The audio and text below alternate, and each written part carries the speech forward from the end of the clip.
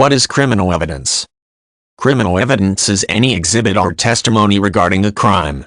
It can take many forms, and is typically used to establish that a crime has been committed and identify blame or fault in a criminal case. What constitutes acceptable evidence varies somewhat between legal systems, although ideally, evidence provides reasonably reliable information that gives a more complete picture of a crime. Evidence is often determined as being either direct or circumstantial.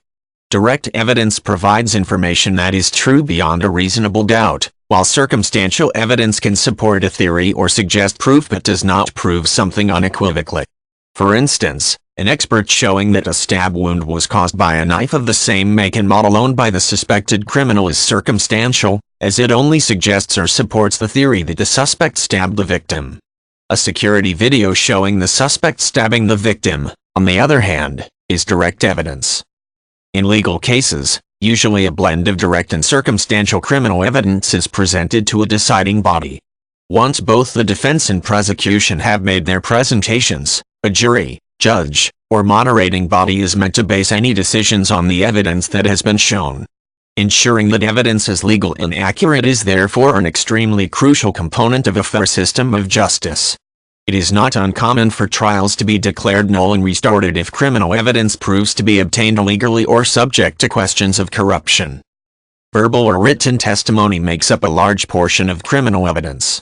Testimony can come from several sources, including from principal players in the crime such as the victim and suspect.